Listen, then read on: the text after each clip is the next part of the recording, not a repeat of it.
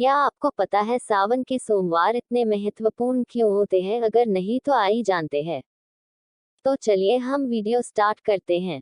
अगर आपकी कोई मन्नत पूरी न हो रही हो या फिर तमाम प्रयासों के बावजूद आपको करियर में सफलता न मिल रही हो या व्यक्तिगत जीवन में परेशानी चल रही हो, मतलब कोई भी दिक्कत हो, तो परेशान होने के बजाय अब की सावन सोमवार का व्रत करके यहाँ बताई गई व्रत कथा का पाठ करें।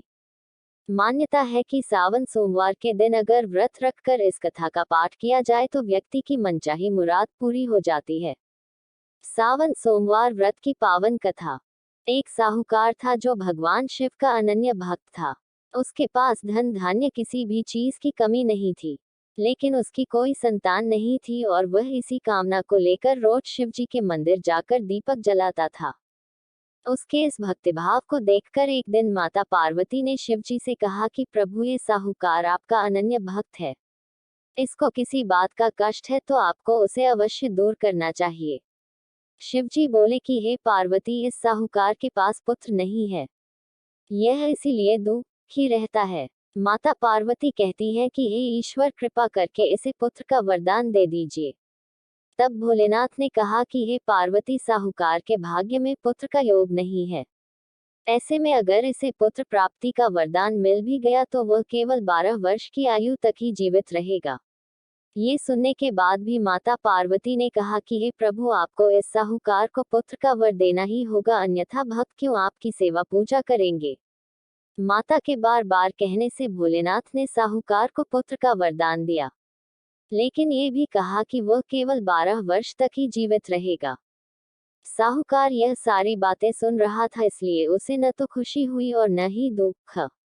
वह पहले की ही तरह भोलेनाथ की पूजा अर्चना करता रहा। उधर सेठानी गर्भवती हुई और 9वें महीने उन्हें सुंदर से बालक की प्राप्ति हुई। परिवार में खूब हर्षोल्लास मनाया गया, लेकिन साहूकार पहले की तरह रहा और उसने बालक की 12 वर्ष की आयु का जिक्र किसी से भी नहीं किया। जब बालक की 11 वर्ष की आयु हो गई तो एक दिन साहूकार की सेठानी ने बालक के विवाह के लिए कहा। तो साहूकार ने कहा कि वह अभी बालक को पढ़ने के लिए काशी जी भेजेगा। इसके बाद उसने बालक के मामा जी को बुलाया और कहा कि इसे काशी पढ़ने के लिए ले जाओ और रास्ते में जिस भी स्थान पर रुकना वहां यज्ञ करते और ब्राह्मणों को भोजन कराते हुए आगे बढ़ना।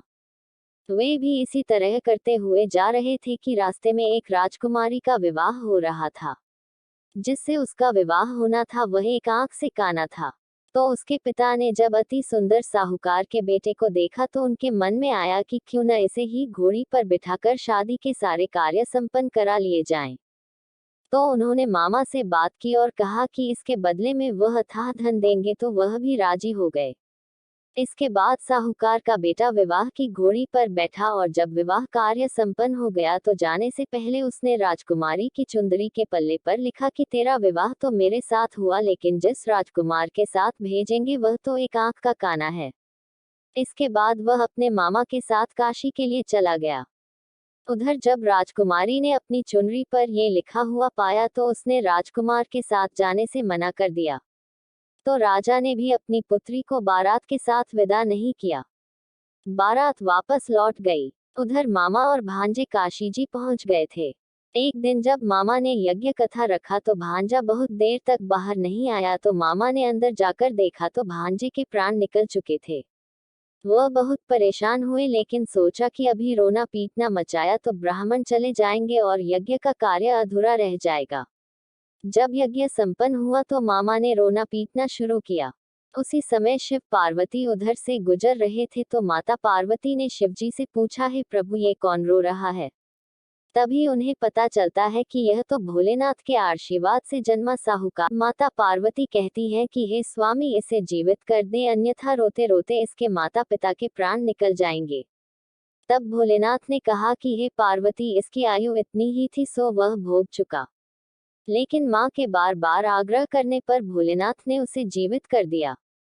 लड़का ओम नमः शिवाय करते हुए जी उठा और मामा भांजे दोनों ने ईश्वर को धन्यवाद दिया और अपनी नगरी की ओर लौटे। रास्ते में वही नगर पड़ा जहां राजकुमारी की शादी हो रही थी।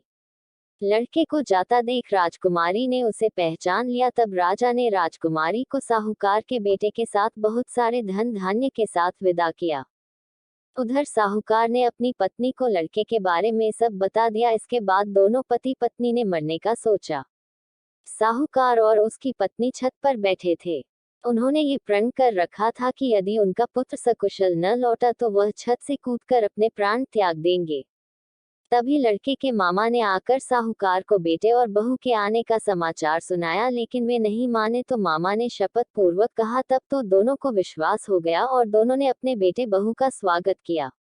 उसी रात साहूकार को स्वप्न में शिवजी ने दर्शन दिए और कहा कि तुम्हारे पूजन से मैं प्रसन्न हुआ, इसीलिए मैंने तुम्हारे पुत्र को पुनः जीवित किया है।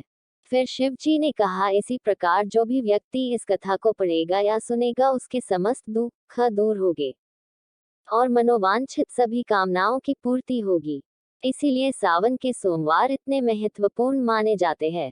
वह लोग पूरी श्रद्धा से सावन के सोमवार का व्रत करते हैं और शिव जी से उनकी इच्छा पूरी होने का फल पाते हैं।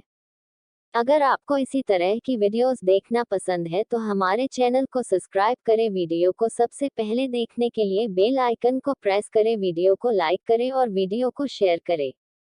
आपको हमारे वीडियोस कैसे लग रहे हैं कमेंट करके जरूर बताएं। Thank you for watching. Bye.